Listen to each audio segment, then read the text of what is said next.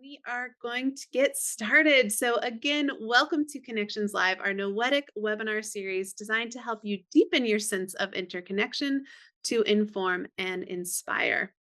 And thank you for joining us for this week's webinar with IONS Chief Scientist, Dr. Dean Radin, who will be sharing a very special interview with author Peter J Carroll. We are recording this webinar, and the video will be posted on our website later today. And we are sharing that link in the chat so you can rewatch today's presentation or share it with others. And as a scientific nonprofit, our funding is almost entirely from memberships and donations. So we just send a huge gratitude to everyone for supporting our work. And if you're not an IONS member yet, membership starts just at $60 a year with a variety of benefits depending upon your donation level, offering you at the basic level access to hundreds of hours of exclusive video content, to the circle level membership, which includes small group gatherings and discussions. So if you're interested, you can learn more about membership or make a one-time donation to support our work at noetic.org/give. Okay, so we have an exciting program to dive into today. Please help me in welcoming Dr. Dean Radin to the virtual stage. Dean is the chief scientist here at the Institute of Noetic Sciences and is an associated distinguished professor at the California Institute of Integral Studies. Before joining the research staff at IONS in 2001, he held appointments at AT&T Bell Labs, Princeton University, University of Edinburgh, and SRI International. Dr. Radin is author or co-author of hundreds of technical articles, over 145 peer-reviewed journal articles, 4 dozen book chapters, and 4 best-selling books, including Real Magic, Supernormal, Entangled Minds, and The Conscious Universe. So, Dean, it is such a pleasure to have you here on Connections Live, and we are excited about your interview with Peter today. And I know you will be introducing Peter and also giving some context for this conversation. So I'll pass it off to you, and the stage is yours. Thanks, Dean. Thank you, Andrea. So I'm going to share my screen. Let's go right here. So here's me and Pete, but of course that's not what we really look like. I just thought it would be fun to show something like a conference where there was an actual dialogue between a scientist and a magician. Robert Anton Wilson, who many of you may recognize, said that Peter J Carroll is the most original and probably the most important writer on magic since Aleister Crowley, or some people also say Crowley. Pete's web site is specularium.org, and it says right up there in the top, Rebel Physics, and you'll hear that he mentions that as part of this interview. Most people have heard of Peter Carroll through his books. Liber Null came out in 1978, that introduced chaos magic. Psychonaut came out in 1982, and the two books were combined into one in 1987. A more recent book, Liber Chaos, was 92, and then just came out again in a new version in 2023. And there are a bunch of other books that had Peter has either written or collaborated on. And I've read all of these, and I was pleased and amazed that Pete agreed to do this interview. So here's some of the quotes that comes from his books. One is, magic is the science and the art of causing change to occur in conformity with will. Those of you who are familiar with the magical traditions will recognize that this is more or less along the lines of what many other magicians have said. Pete also said any sufficiently advanced form of magic will appear indistinguishable from science, which of course is a play on words from saying that Arthur C. Clarke had said. And then I regard physics as that subset of magic that works fairly reliably. So why is IONS interested in real magic? Well, because part of our mission is to explore the interconnected universe. We conduct scientific research on the profound mysteries of human existence. Well, in doing that, we find the connections between inner space and outer space of our shared reality is experienced as psychic, mystical, magical, and spiritual phenomena. So magical is part of the kinds of experiences that people report, and that's why we're interested in it.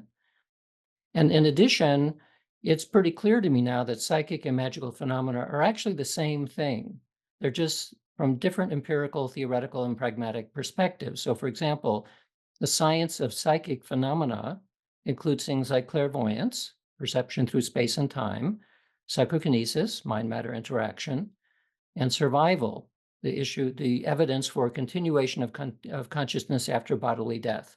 Well, what is magic? Magic is the practice of psychic phenomena, and the terms that are used often are divination, which I would say is the same as clairvoyance, enchantment, which is the same as psychokinesis, and theurgy, which is the whole realm having to do with consciousness after bodily death and spirits and non-human intelligence and so on. So I've written about magic in particular from an Eastern perspective, taking through the lens of yoga, and also the Western perspective through the lens of the Western esoteric traditions.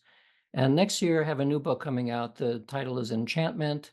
It goes into all of these topics in much greater detail, and in particular, it shows how mainstream science is actually moving fairly quickly into a direction where these kinds of topics will no longer be seen as something that you only find in the back of the bookstore.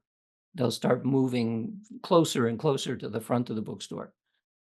So after we hear the audio recording with Pete Carroll, there'll be some time for Q&A, and at that point, I'll be happy to answer whatever I can. So now Liam is going to play the video, and I'll stop sharing. Some people who are listening to this may be surprised that as one of the most lauded modern magicians, that you're actually very interested and knowledgeable about leading edge physics. And I Well, think, yeah. I mean, as Thomas Vaughan pointed out centuries ago, that a witch is a rebel in physics. mm, And really, if you're going to say, well, I'm doing things outside the realms of conventional physics when I muck about with magic, then I ought to at least give some thought as to how I reconcile those two views. And indeed, I did have a science education. I did chemistry at uni. Should have done physics, but I enjoyed explosives when I was a teenager. Yeah. let's move on to that last question I had, which was, where do you see magic headed as the zeitgeist across many scientific and scholarly disciplines are increasingly entertaining ideas like idealism, panpsychism, and so on, all of which these ideas assume that consciousness is fundamental in some way. And of course, all of them are compatible with magic. Well, I think there is an increasing awareness and an increasing desire to see the universe in holistic terms, where there is connections between things. Mm-hmm. And I think people are becoming more aware of the strange and awesome possibilities of intent and imagination. Mm-hmm. And I think we can use our intent and imagination to do both amazing and appalling things. But I think that when we do dreadful things, it's really because of a lack of awareness of the connectedness of everything. Mm. If we appreciated how much the biosphere is intimately connected with itself and with the planet and with everything else, and if we had some appreciation of how ideas and philosophies and ideologies have consequences. Mm-hmm. then we might behave a little better, and we might start using our imagination more creatively and less destructively. Um, I mean, it's possibly, a lack of empathy with the bigger picture, which leads us to do dreadful things as a race and as individuals. So yeah, I think it's a hopeful sign that humanity is becoming slightly more aware of a more holistic, possibly even what you might call panpsychic perspective, Mhm. an appreciation of the interconnectedness of everything. Which is Um, pretty deeply, I think, wrapped into magical assumptions, right? If things are truly separate, then your intention is not gonna do anything other than in your own body, perhaps. I mean, if thoughts have consequences, we would if we seriously believe that thoughts had consequences, we might be more careful with them. Mm, Not even really very, very aware of the possible consequences of our own technology, are we? We're rushing headlong into all sorts of yeah, crazy things. Um, we humans always take the very short term and usually selfish short term options, don't they? right. Um, That's yeah, possibly some magical awareness might help cure a bit of that. I don't know. Um, Would you advocate, in elementary schools or the beginning schools to have a course on magic for kids? Because part of the idea of that is to teach the interconnectedness of everything, including your thoughts. well, yes. I mean, we shouldn't though call it magic, should we? Yeah, But I I don't think know. Would it, yeah, I've always I did a bit of school teaching for a while, and I always thought, well, if I was going to try and teach the kids magic, firstly, I wouldn't write that on the syllabus. right. Um, I'd put down things like concentration, meditation, uh, Mhm, testing the effects of intent and belief, and and the effect of archetypes as well. hmm, Um, I mean, we live in a world full of imaginary constructs, which have quite profound effects on real phenomena. We live in a world of archetypes and images and largely imaginary constructions, role models and things like that, mhm, which are all really like imaginary constructions, but they have quite real effects. right. Um, I mean, I'd ask kids to sit down and watch a whole heap of TV adverts and say, you know, what is that advert trying to conjure in your mind? You what is it really selling you? Is it really selling you the product, or um, is it selling you some nonsense that will make you buy the product? Mhm, Um, Similarly with the things politicians say. Um, yeah, I could see trying to introduce a slightly magical perspective into education. mhm, When yeah, when uh, when you're taught role models or taught to admire people or despise other people, what is it you're really getting at? And have you got that thing in yourself as well? mm, The beginner's guide to invocation, as it were. right. Uh, that's the sort of thing I'd be interested in doing in a magical course of education for little people. Mhm, Yeah, and also the power of intent, I think too. right. Um, I mean, such things are used in quite widely in sports training Yes. as well. Um, imagine you can do it and suddenly you get better at it, sort of thing. Hmm. Um, yeah, the power of the mind, as it were. Yeah, Right. that's the sort of things I'd concentrate on in a junior magical education.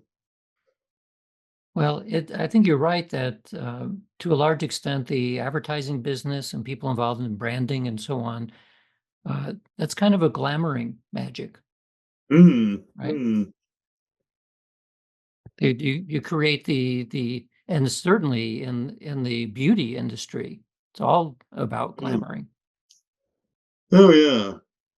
I mean, it's one of my definitions of magic. You know, the use of imaginary phenomena to create real effects. Mm, Uh, I mean, Crowley brought this up in one passage. He he narrates a story about two people on a train, and one guy says to another, "What do you got in that basket, my friend?" He said, "It's a mongoose." And he said, "What do you want a mongoose for?" And he said, "Well, my brother's a bit strange. He sees snakes everywhere." But the guy said, "Yeah, but those snakes aren't real, are they?" And the guy said, "No, and the mongoose isn't real either." yeah, yeah, that's a good story. Yes, but I mean, certainly, we all live by archetypes and imaginary constructions, don't we? I think we should possibly examine the effect to which we can take control of these things. Right. Um, I Well, mean, I all great advancements in science and technology start with somebody's imagination. yeah, It takes a lot of work to turn it into something in the physical world that the rest of us live in, but that's where it starts from. indeed, the imagination has built our entire environment, hasn't it? Really, Yeah, all of it. yes. And we don't actually ever teach imagination as a skill, do we? Not specifically. And I think I mean, in we many just cases, hope. there's the opposite, right? Yeah, I don't know about the educational system in the UK, but at least in the US, to some extent, you're required to learn certain things. And so yeah, we don't want you drifting off into imaginary worlds because yeah, then, you're learning about unicorns and magic pandas and stuff. yeah. I must admit, I spent a lot of my education in imaginary worlds. There were half a dozen. I was only really interested in the science and the maths and the history, Mhm. a bit of geography. When it came to things like French and Latin, I would just sit there and go off on completely imaginary journeys for 40 minutes Yeah, instead of listening to the lesson. yeah, Um, I'm I familiar think with that. one of my most favorite lessons was detention. Actually, I finally realized. Um, in the school I went to was an old style grammar school, a kind of mock public school that we had years ago. And if you got punished for doing something, you'd simply have to, after school, sit in a room at a desk with your hands on the desk, face in front, and do absolutely nothing for either half an hour for a minor offence or a full hour for a big offence. Wow. And it was amazing to do that, really. I mean, it was supposed to be a punishment, but it was absolutely after you kind of got into it and your imagination started soaring. For me, it was fabulous. Mhm. And then we had some young trendy teacher came in, and he was given the job of supervising detention. And he said to the boys, there was about 6 or 7 of us in the detention. He said, "Look, let's not waste your time." He said, "Do your homework while you're here." It Mm, really spoilt it. mm. Yeah, no, Yeah. that's a torture. Yeah. That's a torture. Yeah, but that's actually also interesting that I didn't prepare this question in advance, but I'm asked this question all the time, so I'll ask you too if you have time. So we're over an hour at this point, but Oh, you're willing to take another 10 minutes or so. I'd like to yeah, ask. yeah, no rush. Okay, so I'm asked oftentimes in interviews, it's given that I'm doing an unusual job and there are no jobs of this type anyway, how did I end up doing this? So I have an Mm. answer to that, but I think that's the question that I would ask to you. So you're in detention, you're enjoying using your imagination, which not every kid knows how to do. So I'm guessing that you were stimulated by imagination, and that may be what brought you into magic. Very much so, I think. Yes. I mean,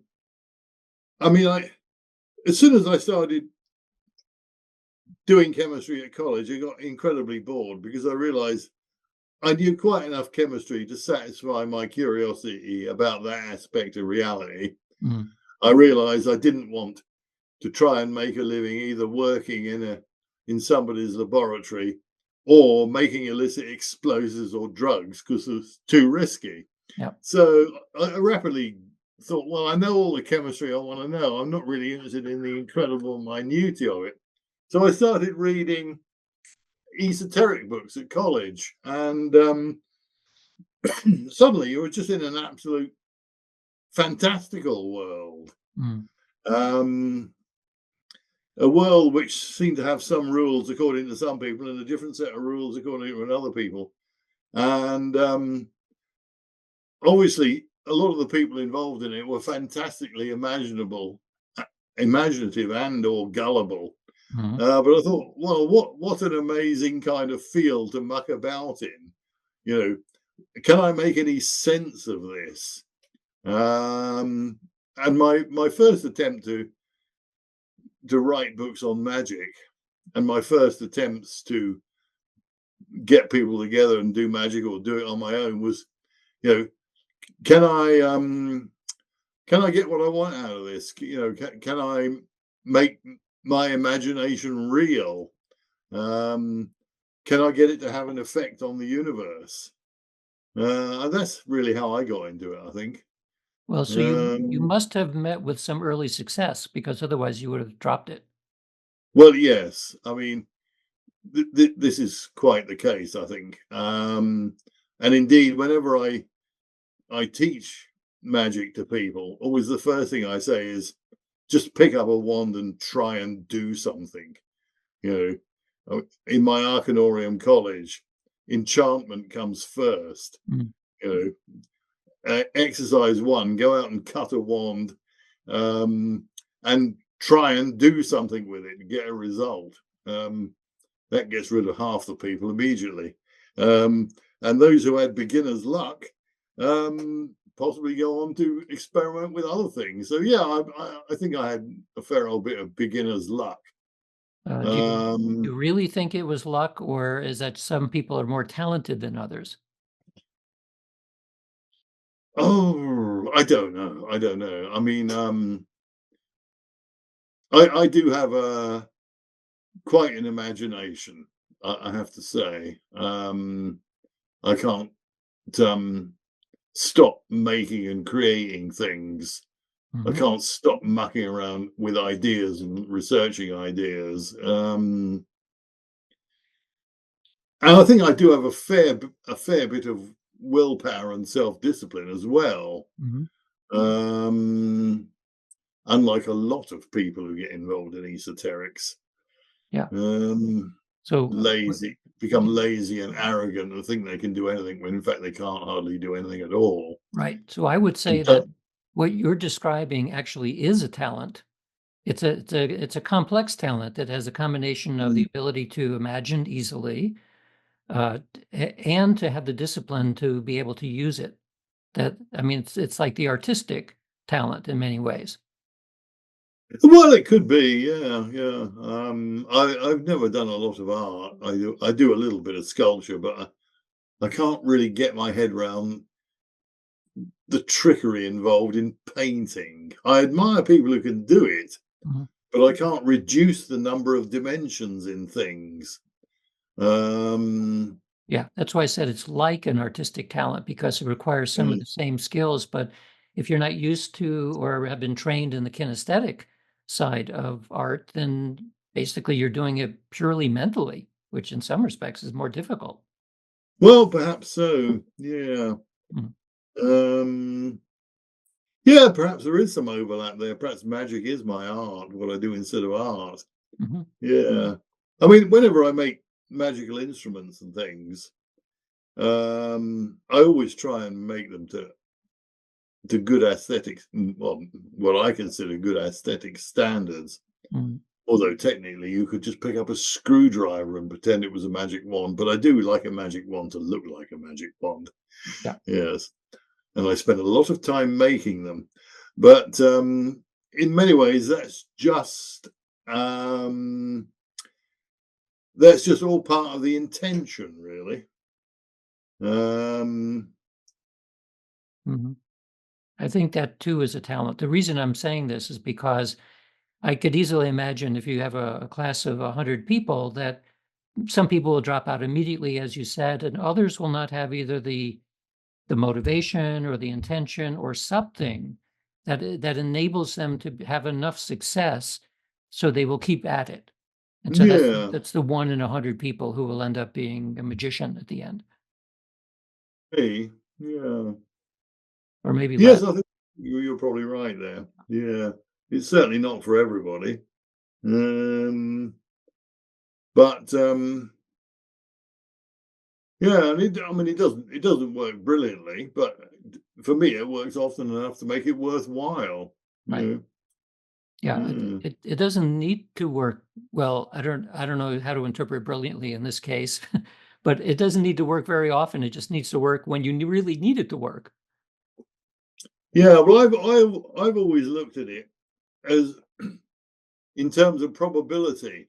Um, that I try and throw my magic in on top of what I'm doing in life to increase my chances of the thing succeeding. Mhm.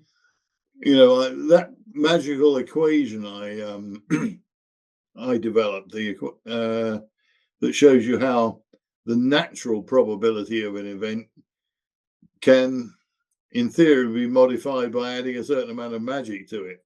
Mhm. But what that shows is it's only really worth using magic on stuff which has a non-zero probability of occurrence anyway. Right. I think if you can give yourself a small percentage of advantage in any field, it's worth taking it. I mean, I used to give a course on chaos magic in business because I spent most of the middle part of my life running my own business. Mm. Just run it up from scratch to quite a substantial sized business with export facilities and everything. But from the point of view of the starting position, the result was almost miraculous, Mm. and I've been able to retire quite comfortably. I probably wouldn't be in such a good position now if I'd taken any sort of conventional job. Mhm. Um, but it wasn't, as I say to people, conjuring for the spontaneous appearance of a pile of gold bricks is a complete waste of time. But putting together a succession of conjurations for gradual increments in a venture, Mhm. can eventually lead to something worth a great deal more than a pile of gold bricks. Yeah. Um, Yeah. so I always try and throw magic in on stuff which is not impossible, um, in the hope that by giving myself a percentage advantage in everything I do, I will eventually have accomplished something, worthwhile. Mhm. That's the So way I always look at it. it's a little like a modulation of luck, Yeah. right? So you could be lucky and suddenly have a whole bunch of gold bricks show up at your house one day, but it's not very likely. Yeah. Yeah. Um, it, people say, well, shall I shall I buy a lottery ticket and cast a spell for it to win? I'd say, well, the chances of it winning anyway are 1 in 14 million. Mhm. So looking at what the equation says, you might be able to reduce that to just 1 in 5 million, or perhaps 1 in 500,000. How does that sound? Are you still going to buy the ticket? Yeah. It's Yeah, it's a lot less, it's a lot more likely than it was before, but still not gonna happen yeah, very often, yeah. no. Hmm. Well, okay, I've kept you for, an hour and 20 minutes, and It's been very pleasant. I'm grateful for your time. Great. So thank you to Dean and to Peter for that interview, that exclusive audio interview. And we have Dean here to answer some questions. So I'm already seeing some great comments and some great questions coming in. And we have a little less than 20 minutes to be in Q&A with you, Dean. So my first question to you from Pablo is, in your experience or opinion, what is the underlying mechanism that allows for magic to happen? So I'll pass that to you, Dean. Yeah, that's the question. So, uh, if we take the current scientific worldview of materialism, it's very difficult to understand how the mind could interact with the physical world. If we take a slightly more advanced version of materialism, meaning quantum mechanics, well, there's a little door that's open just a crack. The quantum observer effect would suggest that there may be something about consciousness that is directly engaged into taking the quantum potential world and turning it into the classical actual world that we experience. So that's one approach. The other approach is to say, well, materialism as a scientific worldview has been extremely successful and will probably continue to be successful, but it's a special case. It's a special case that works more or less in the everyday world that we're used to, our experience, but it doesn't account very well for consciousness. And so that suggests that we need a more expansive or more comprehensive philosophy, and there are plenty of them out there. So if the moment that you entertain philosophies like idealism and panpsychism and dual aspect monism and so on, all of those are now saying that actually the fundamental here is consciousness. And the physical world is either something running in parallel that interacts with consciousness, or the physical world emerges out of consciousness. So when you look at the esoteric traditions, both Eastern and Western, ultimately they both suggest that consciousness is the fundamental.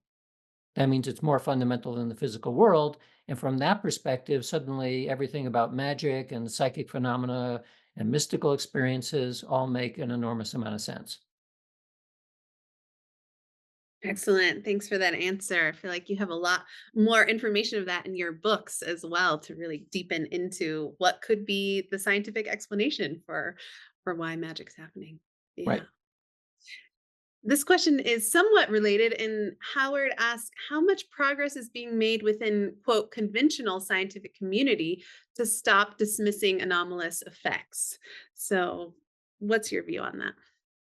So the reason why I wrote a second book on magic, or actually third book already on magic, is because if you look at what has happened within mainstream science over the past 30 years or so, you find a very fast increasing interest in consciousness as a topic of study, not just from the scholarship perspective, but from a scientific perspective. So you find leading edge thought leaders in the neurosciences and in physics and in psychology and other disciplines that are beginning to recognize that, as I just mentioned, that a materialistic worldview that science has rested upon for 500 years or so, it's simply not adequate for understanding the nature of consciousness.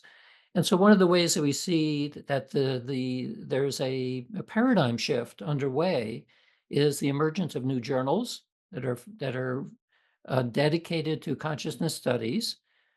We find about at least one conference every single month now having to do with consciousness in one way or the other, all the way from the very hardcore science to more popular oriented ideas. But nevertheless, I used to get an invitation maybe once a year if everything was running smoothly.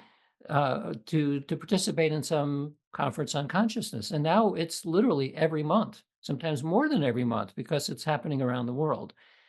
That indicates that within the academic world, that more and more people are interested in this topic, and more importantly, that they're more open about their interest. Because it wasn't that long ago where if you said you were studying consciousness, you would either be an anesthesiologist who was interested in how do you turn it off during surgery, or you were a philosopher, and that was basically it. Well, that has dramatically changed, and I would claim that it is accelerating, and it's accelerating in a direction that will make magic eventually be seen no longer as magic.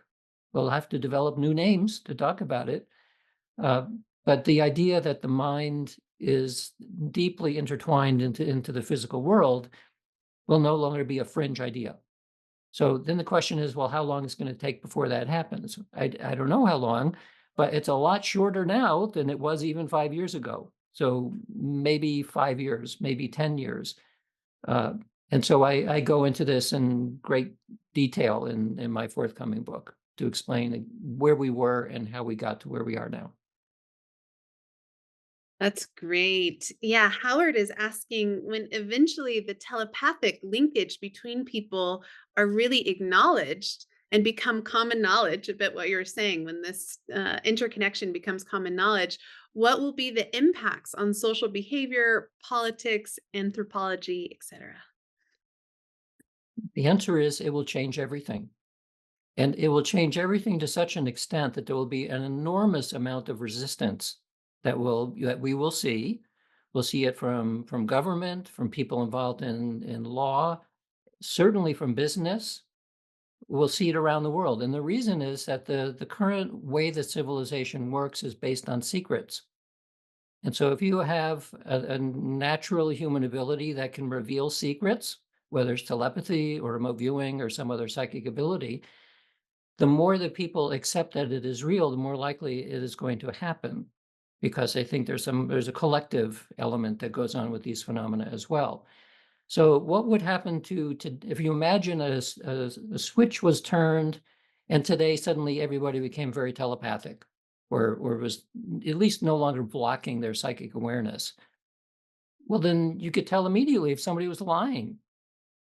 Well, how would the world would change instantly, right? You'd be able to tell in politics and business and every other realm of human existence, including interpersonal relationships, everyone becomes an open book. Well, that would require a very radical change. So I think that's one of the reasons why there's pressure. For example, one of the ways that we see the pressure against learning more about this is when you look at the amount of federal dollars, like federal grants that this area gets, and the answer is zero. We don't get any federal grants at all. There's a lot of reasons for that, but underneath it all, I think there is a concern that we don't want people to be too powerful, in a sense, or to realize what their actual capacities are. So we have a challenge ahead of us. Science is moving in a direction where we're going to start seeing how this magical and psychic stuff is not that strange after all.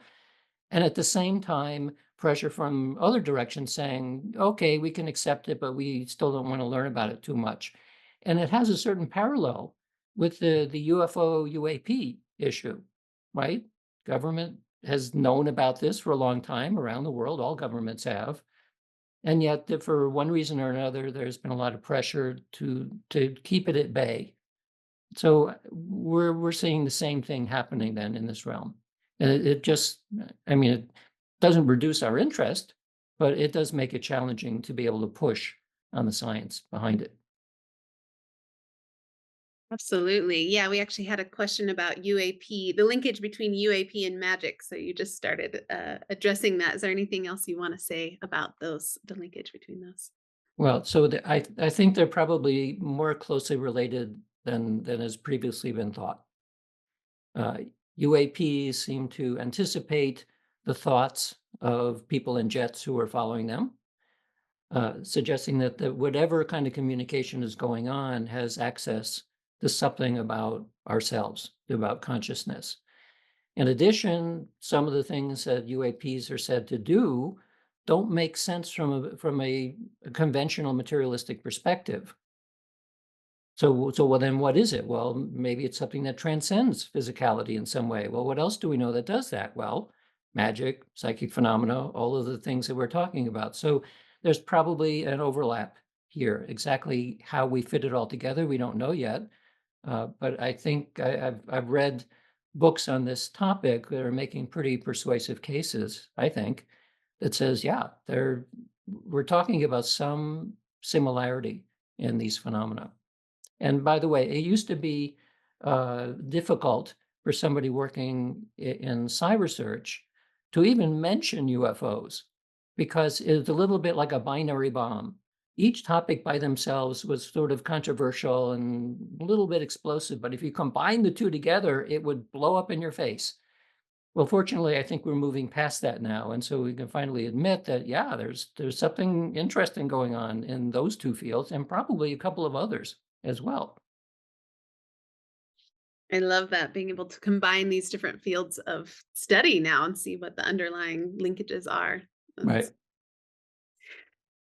we have several questions asking, like, what is chaos magic? How is it different? And so, from your conversation with Peter and your studies uh, in this field, how might you address what chaos magic is? Well, the word chaos came out of chaos theory in this case. It was the idea of in the popular sense, it's the butterfly flapping its wings in the Amazon will eventually affect the entire world. That's part of chaos mathematics and nonlinear dynamic mathematics. And so I think what Peter and maybe one or two others did in popularizing this notion was a very dramatic split from previous ways of thinking about magic. Magic was seen as the ceremonial part of magic, and it was strongly overlapped with notions of the supernatural and the divine. So what Peter and others have done, starting already 50 years ago or more, is looking at where science is headed. And of course, he wrote his first book in the 1970s, but anybody paying attention to the leading edge of physics, even then, could see that we're moving in a direction where some aspect of magic must require a revision in our understanding of physics. And the direction that physics is going is beginning to change. As I said, there's a little door opened already that we don't understand it yet, but we know that it exists. So what's the difference? Well, chaos magic in many ways then is a modern upgrade of ancient magical ideas, which accepts that magical methods work and is trying to now piece it together with what modern science has learned about the nature of the physical world and its interaction with consciousness. So one part, I ended up speaking in this interview with Pete Carroll about an hour and 40 minutes. So you've only heard about 20 minutes of it. And one of the first questions that I asked him, which you may hear in a future episode, is people may be surprised to hear how much you're not only interested in, but actually very knowledgeable about leading edge physics and cosmology. And that's where he reminded me that, yeah, magic is rebel physics. That's what it is. Uh, and so I asked him, well, then do you think then that something like idealism will be a way to understand magic? And to my surprise, he said he didn't think we knew enough yet about what consciousness is even to go there. It could be that quantum mechanics 2.0, whatever that might be, will have this little crack of a door open much wider, and we'll suddenly see, oh, this is why mind and matter are actually correlated, and then why magic works. So we could well go into that direction, in which case magic would be seen as a materialistic physics, except the type of material that we're talking about is very different than the material that we're used to. Some sort of mind matter substance that we can call a sort of material. But again, we'll have to come up with new words to describe what that is as physics and the rest of the academic world continues to advance. Yeah, fascinating. Um, I have one more question for you before our closing comments, but we have some questions about what kind of science that you're doing in this realm, or what's the leading edge of what you are discovering around magic and science?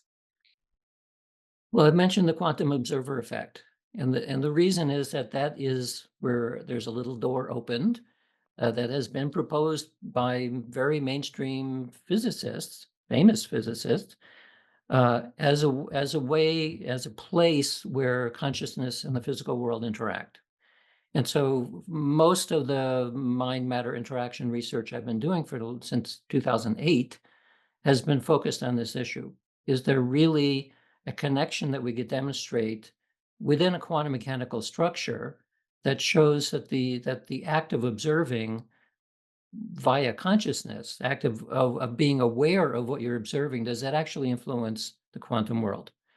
And so we're now one of 5 laboratories that have been doing similar experiments with optical systems. So we're looking at photons, and 4 of the 5 labs have reported significant effects. Uh, th- as every case where we're learning at what the leading edge is like, we're learning things that are way more complicated than we originally thought. But nevertheless, the fact that we can see that there are interactions going on between observation and intention and attention and behavior of physical systems suggests that, yeah, there's some interaction going on. So there is a role for consciousness in the physical world. And of course, it's not just photons, but we've looked at it in terms of structure of water and the growth of plants and the changes in stem cells and on and on and on, a whole bunch of different kinds of physical systems. The reason why I've been focusing on quantum optics is because there's already a huge body of knowledge within physics about that. So it's easier to plug it into mainstream ideas, because if we do an experiment as we've done, showing that you can mentally bless water and then use the water to grow plants, and the plants grow a lot better. Well, there it's much more difficult to figure out, well, what happened? Do we change the water? Do we change the plants? We don't know. So we're working with very elementary systems, at least I've been working with elementary systems to try to figure it out at a more fundamental level. And even there, we don't really understand what's happening, but that we can see effects. Amazing. Well, thank you so much, Dean. And I wonder if you just have any closing comments for us after your conversation and these Q&A for our audience. Well, I think we have at least 2 more episodes that we could play with Pete's audio recording. The reason, by the way, that Pete didn't appear in person, like no video, is because there's a long tradition in the magical traditions that you shouldn't know too much about somebody, because it creates what Pete would call a magical link. The more you know about somebody, their image, their name, all the rest of it, the more you can interfere with them. This is the part of magical lore and laws of similarity. So there's a certain shyness that happens when you talk to magicians, which is why I was so pleased and amazed that he was willing to do an audio. And after I stopped the recording, he did turn on the video. So I saw what he actually looked like. So I can tell you then that the few pictures that seem to be of P. Carroll on the web are not him.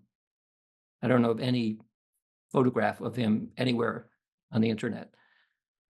So we'll see. We'll see how he responds when we send him the recording of this webinar, and if he likes it, we'll do more, and maybe with other magicians and mystics as well.